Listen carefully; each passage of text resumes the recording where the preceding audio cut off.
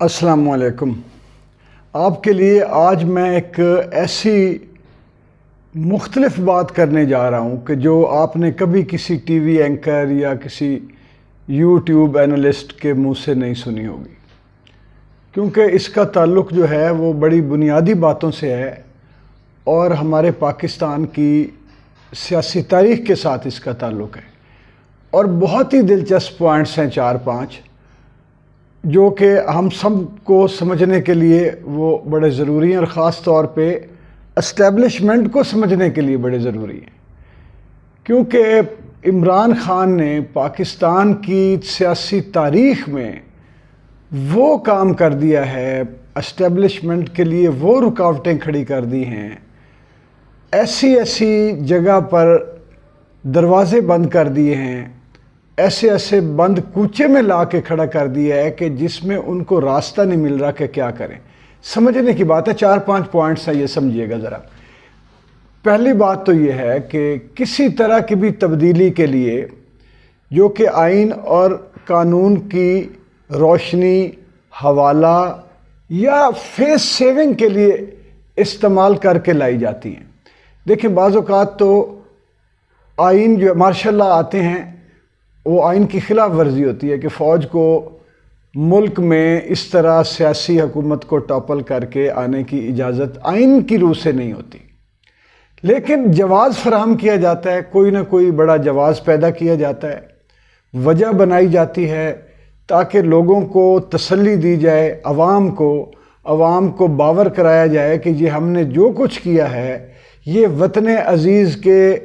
جو وسیع تر مفاد ہے اس کی خاطر کر رہے ہیں۔ یہ جو وسیع تر مفاد والا ہے نا، وہ ہر جو بھی ڈکٹیٹر آتا ہے، جو بھی فوجی حکومت آئی ہے، وہ آتے ہی یہ کہتا ہے کہ یہ جو ہم نے سب کچھ کیا ہے یہ وطن عزیز کے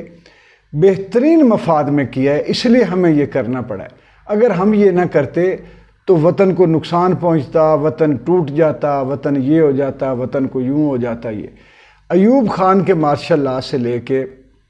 ضیاء الحق کا مارشل آ گیا، پھر مشرف صاحب کا مارشل لا آیا۔ اب یہ کرتے کیا ہیں؟ اب اگر جو سیاسی تاریخ پڑھنے والے ہیں یا اینالسٹ ہیں، یہ جو باریک بین لوگ ہیں، ان کو یہ بھی پتہ ہے کہ یہ سارا کچھ اگر بھٹو کو اتارا گیا، پھانسی لگائی گئی، تو اس سے پہلے امریکہ کہہ چکا تھا کہ ہم تجھے مثال بنا دیں گے،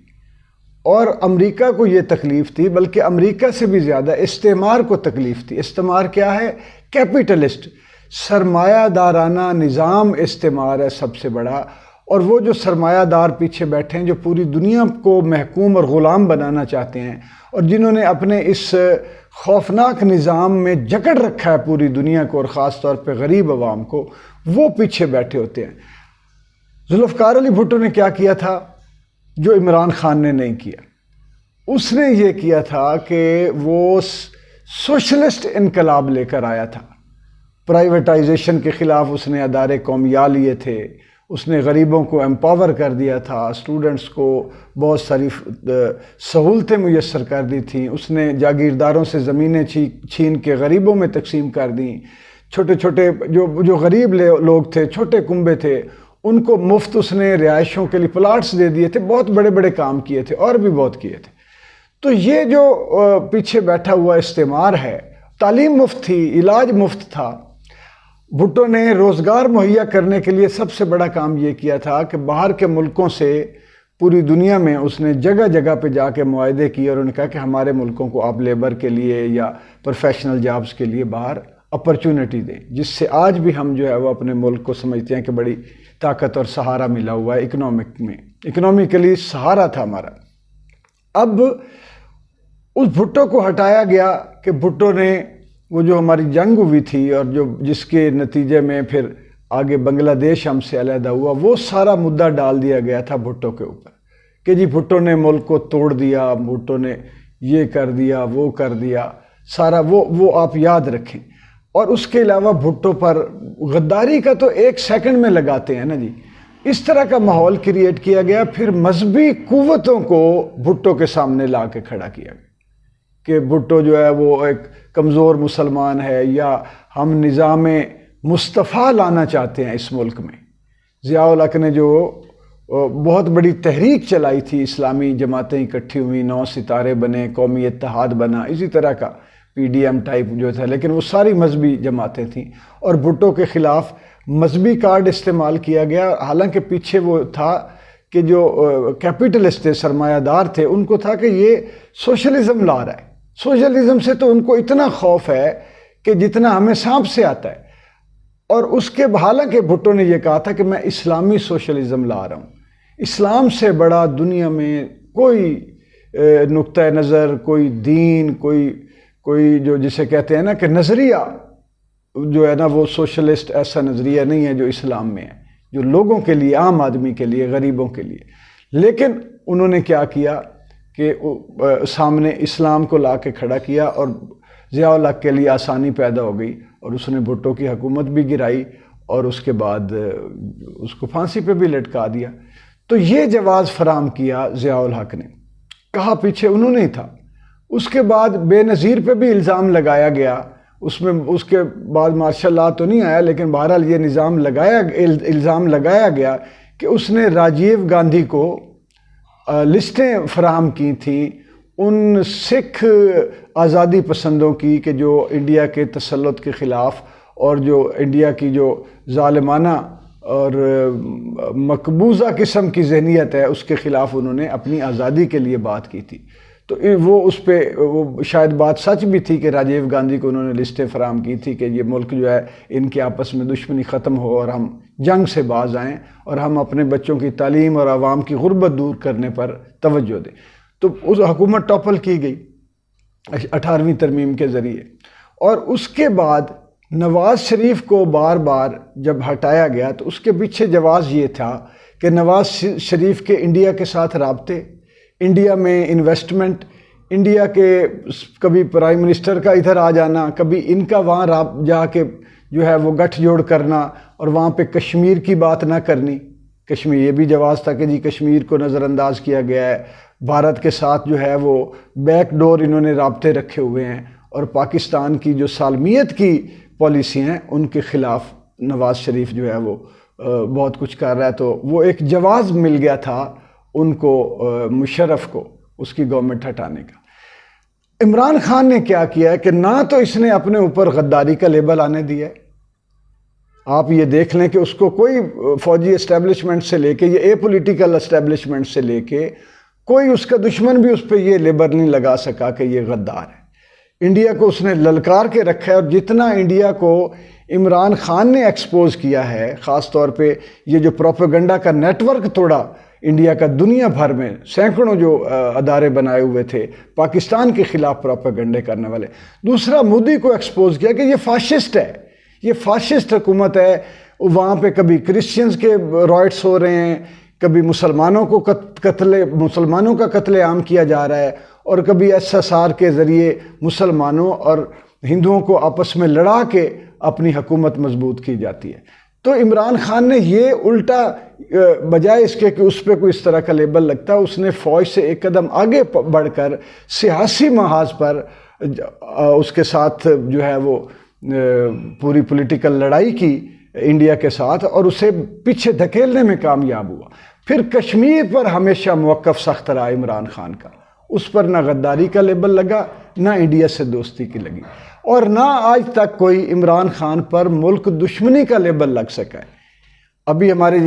جو خود انہوں نے ایک وہ جو آڈیو لیک ہوئی تھی، جو کسی نے ان کا بتایا تھا کہ جو جنرل باجوہ ہیں انہوں نے ایکس آرمی آفیسرز کے ساتھ جو بریفنگ تھی، ان کی گفتگو تھی، اس میں کہا تھا کہ ہم نے اس کو انگلی پکڑ کر چلایا ہے۔ ایک تو بات ان کی طرف سے ہو گئی کہ ہم نے چلایا ہے، اب اگر عمران خان کی طرف سے یہی بات لے لیں تو وہ یہ کہہ سکتا ہے میں تو آپ کی انگلی پکڑ کر چلا ہوں، میں تو آپ کے بتائے ہوئے رستے پر آپ کے قدم کے بعد قدم رکھ کے چلا ہوں۔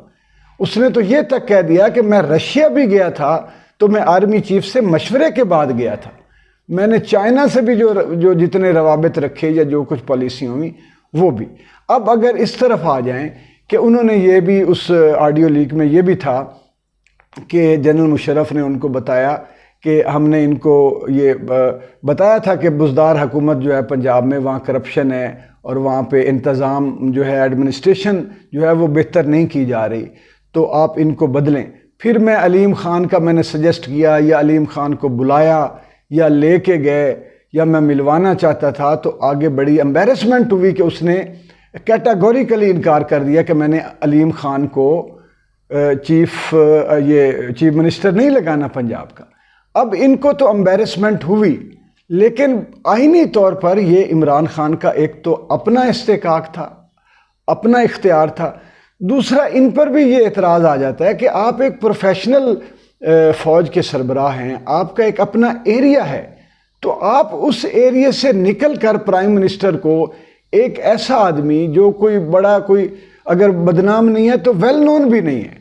اور پراپرٹی مافیا جو ہے وہ شوگر مافیا سے کم اس پر مسائل نہیں ہے، جو بھی ہو یہ جو راتوں رات کھربوں پتی بنے ہیں ان پہ بھی یہاں پہ اخبارات لکھتی رہی ہیں علیم خان صاحب کے بارے میں بھی کہ وہ انہوں نے قبرستانوں کی زمینوں پہ قبضہ کیا یا مساجد بھی ہے، پتہ نہیں کیا کچھ لکھتے رہی ہیں۔ میں آج سے 20 سال پہلے کی بات کر رہا ہوں، یہ تو 10 سال پہلے کی بات بتاتے ہیں نا علیم خان۔ یہ جب میں اس وقت کی بات بتا رہا ہوں جب علیم خان اس طرح کے نہیں تھے، اس وقت ان کے بال بھی نہیں لگے ہوئے تھے، تو وہ والے جو بے بال و پر کے علیم خان تھے، جب ان کا سفر شروع ہوا تو بہت الزام لگتے تھے۔ اب یہ اپنے ایریے سے چیف صاحب جو ہے وہ نکل کے انہوں نے ایک ان کو سجیسٹ کیا کہ جی آپ اس کو بنا لیں علیم خان کو، اور ویسے بھی ایک پراپرٹی ڈیلر کے ساتھ میں تو برداشت نہیں کروں گا، یا مجھے اچھا نہیں لگے گا کہ ہمارے آرمی چیف جیسے باوقار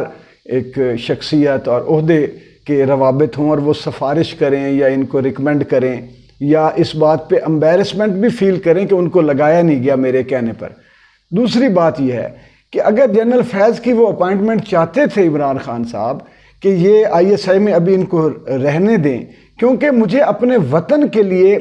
اور افغانستان کی وجہ سے ملکی استحکام کے لیے ایک تجربہ کار انٹیلیجنس ISI چیف کی ضرورت ہے، تو وہ اختیار تھا کہ پرائم منسٹر جو ہے وہ اس طرح کی جب اگر پرائم منسٹر آرمی چیف کو اپائنٹ کر سکتا ہے تو یہ بھی تو وہ مشورہ یا سجیشن دے سکتا ہے یا اپنی پولیٹیکل ول کا اظہار کر سکتا ہے کہ میں ان کو رکھنا چاہتا ہوں۔ اس کو بھی ہم یہ اچھا اس کے بعد جتنا بھی ہوا چلو نتیجہ یہ نکلا کہ انہوں نے آرمی کی بات مان لی، کنونس ہوئے یا نہیں ہوئے، لیکن آرمی کے ادارے کا